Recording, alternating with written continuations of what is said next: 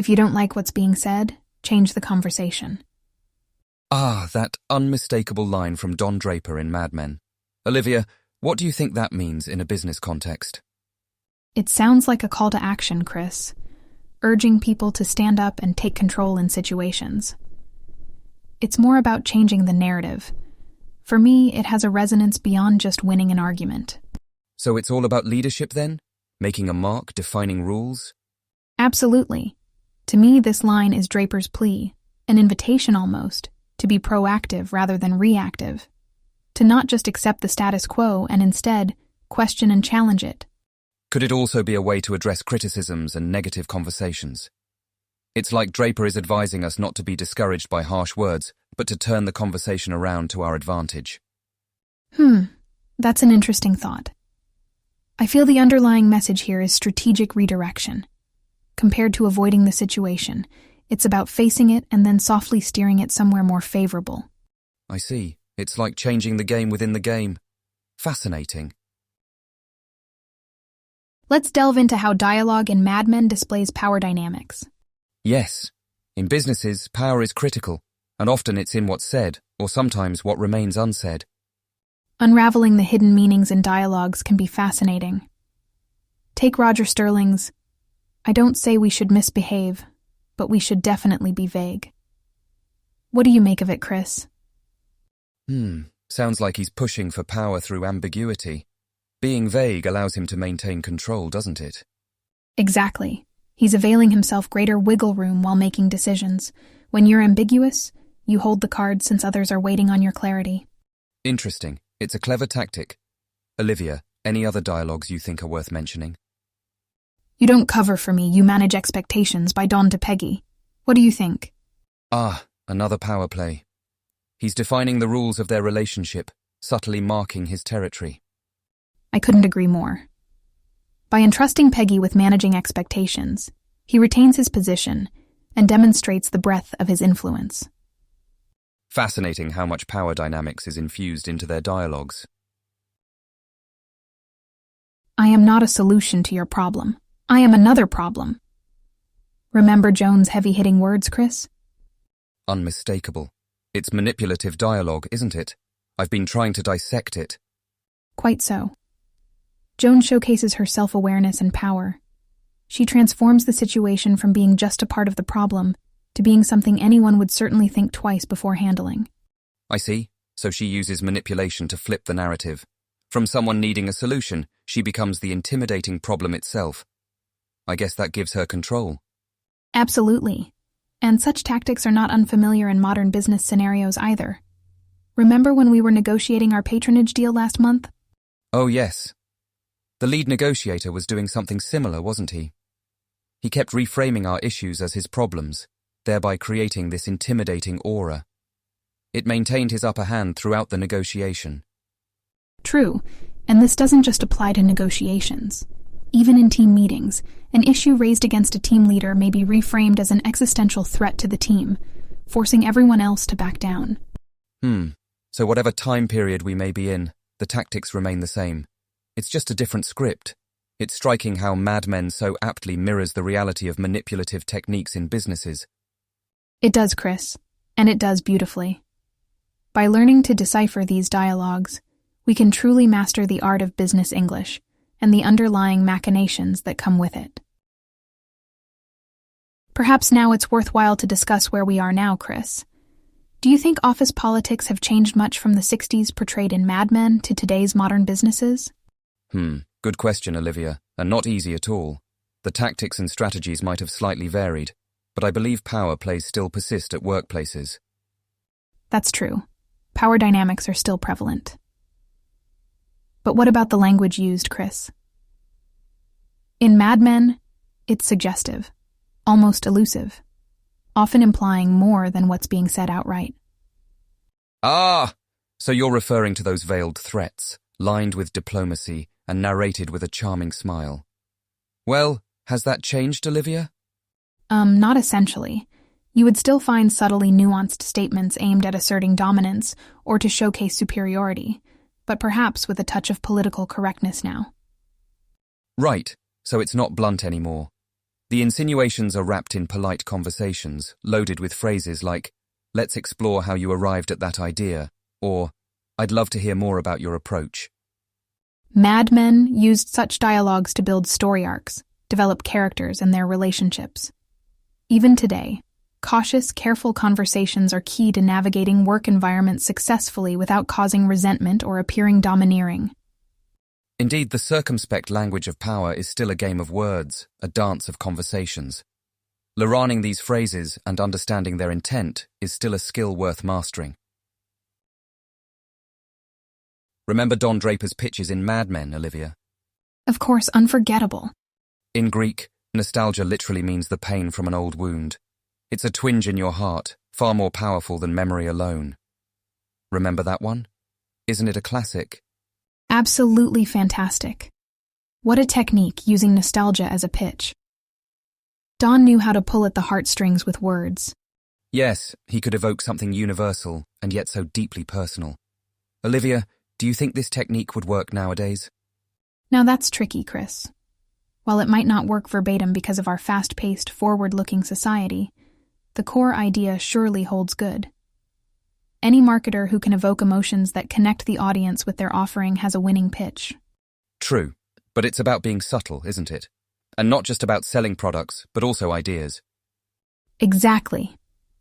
Mad Men is full of such examples of persuasion through dialogue, not just in pitches, but in everyday conversations too. Right.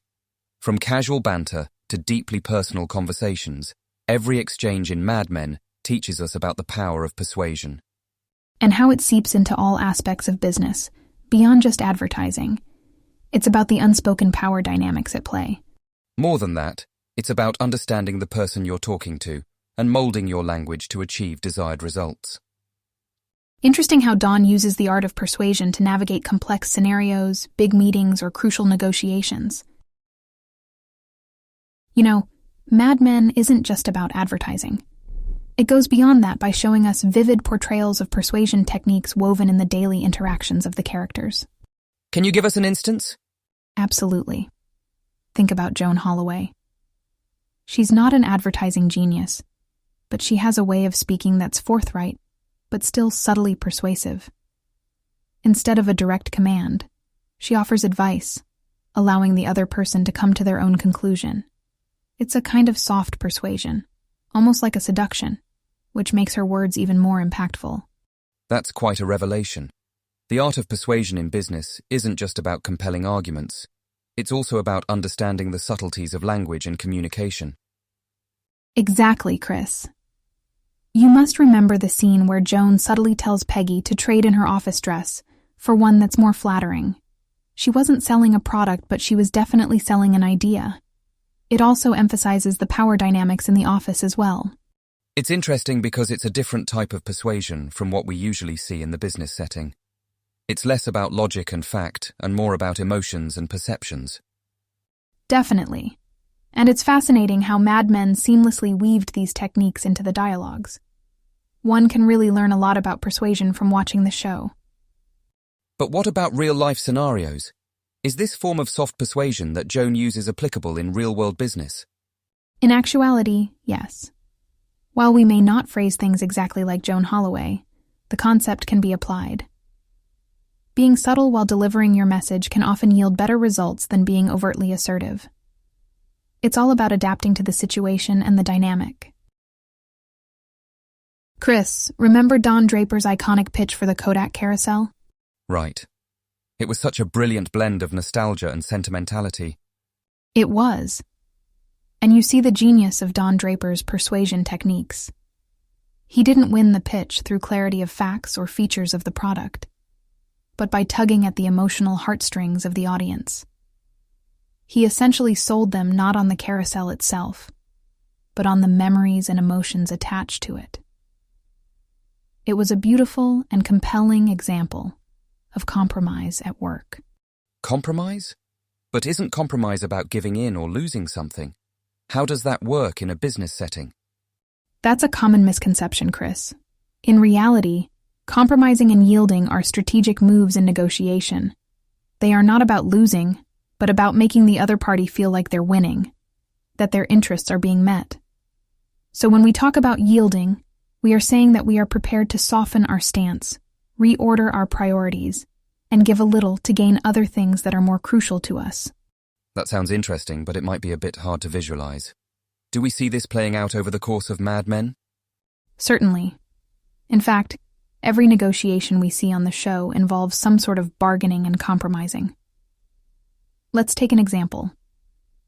In one of the episodes, Don Draper has a heated exchange with Pete Campbell. Pete tries to use a piece of information to his advantage, but Don doesn't lash back.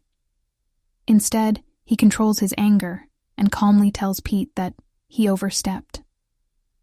He lets Pete leave unscathed. This yielding could be interpreted as a sign of weakness. However, it actually reinforces Don's power position. Ah, I see. So compromise can be used as a power play. It's about being strategic with what you're willing to give up as a negotiation tactic. That makes sense. Mad Men effectively mirrors the cultural context of 60s America. Wouldn't you agree, Chris? Yes, absolutely. The dialogues showcase not just the business norms, but also give us a peek into the broader socio-political landscape. It's especially notable how the gender dynamics play out in the business dialogues. Oh, absolutely. It's fascinating how the women on the show have to navigate this primarily male-dominated business world. The only way they can assert their power is through dialogue, making their lines doubly impactful. Right. It's also interesting to observe how the men in Mad Men communicate. There's a certain unspoken power dynamic, a subtext that lurks beneath what's openly spoken. The kind of assertiveness you see in the male character dialogues, it may seem normal now, but was a reflection of that mid-century American business culture. What's more striking is how differently they communicate outside the office. The dialogues shed light on the personal lives of these men versus their professional selves, and just how influenced they were by the cultural expectations of the time. That's an excellent point, Olivia. The influence of cultural context on corporate conversations exposes the underlying dynamics. It goes beyond just explaining the scenario. It defines the characters, their motivations, and by extension, their actions. Yes, and the social status of these characters also played a crucial role. The language used by the upper-class Madison Avenue ad men is distinct from that of the secretaries or clients from different backgrounds. The show does a brilliant job of capturing these class distinctions in its dialogue. This makes me wonder how much influence historical socio-political factors have on the language of business even today. What do you think, Olivia? I would certainly think so, Chris. After all, language doesn't exist in a vacuum. It's a product of its time and social context. It reflects our values, norms, power dynamics, and even our challenges. Continuing our discussion, Olivia, have you noticed how the dialogues in Mad Men are also differentiated based on characters' social statuses? Oh, absolutely, Chris. One of the most standout aspects of the series is how each character's dialogue perfectly aligns with their social status. For instance, the upper-class Madison Avenue ad men speak in a distinct, commanding tone, demonstrating their power and authority. Interesting. Can you give an example from the show that illustrates this divergence? Sure. Let's take Don Draper and Peggy Olson's interactions as an example. Don, being the creative director, and Peggy, a secretary turned copywriter, their dialogues are worlds apart. Don's is assertive, confident, reflecting his higher social and professional status, while Peggy's dialogue evolves as she moves up the career ladder, from tentative and nervous to confident and assertive when she becomes a copywriter. So you're saying the dialogues don't just mirror reality, but also serve the narrative? Absolutely. They do more than just offer a realistic reflection of 60s corporate America. They're carefully crafted to help distinguish each character, allowing viewers to understand their constants and transformations using only their words. Well, that's quite a revelation. Did you ever find such differentiation of speech patterns in your line of work, Olivia? Definitely.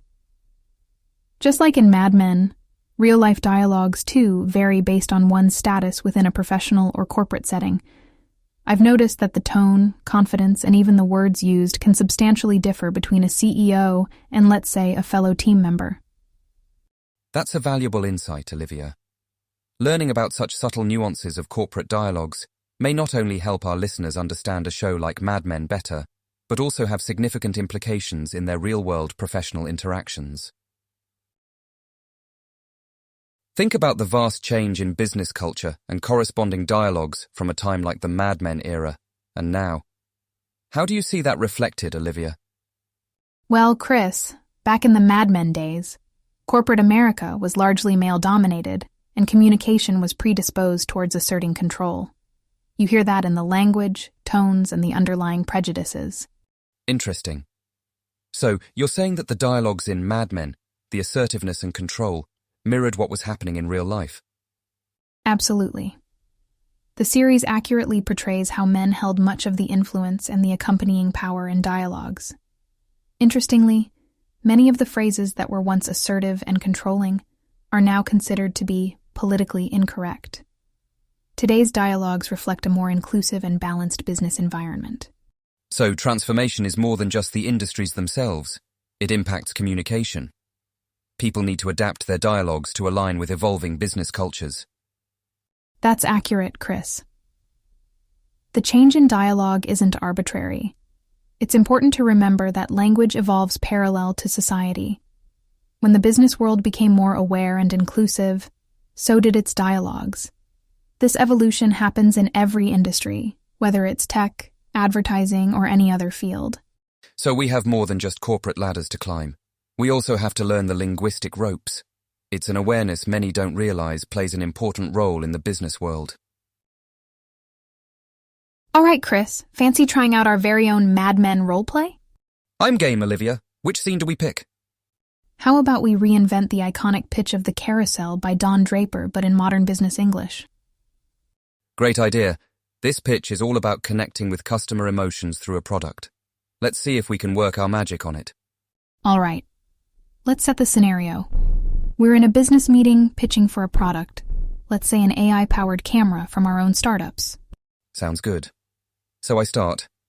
Ladies and gentlemen, I present to you not just a camera, but a time machine. An AI-driven lens capturing high-definition memories, freezing them in time for you. Because at the heart of every second we capture, there's a touch of nostalgic charm, a story to be remembered, don't you agree? With each click, you're not just taking a picture, you're preserving a moment, a feeling, an emotion. That's the power we're offering you today. Well, I certainly got carried away with that. It definitely echoes Don's charisma, doesn't it? Absolutely. We've used current business English to express the same sentiment, maintaining the emotional endnote that made the original pitch magnetic. All right, Olivia, it's your turn now. Let's imagine a negotiation scenario with a potential investor for our startups. How would our Mad Men experience come to assist? Okay, Chris, here it goes. Our startup is unique because we're merging art, like photography and music, with cutting-edge AI technology to pioneer a creative revolution. On that note, we're looking for financial backing to push this innovation forward. We need an investor who understands the disruptive merit in our proposition and is ready to support us venture into uncharted waters. I'll be the investor then. Let's start. Interesting proposition, Olivia, but AI is a crowded market. How is your product different from others already out there? You're right about AI being crowded, but when fused with creative outlets like photography and music, it's an untapped goldmine. Our product doesn't just harness the power of AI.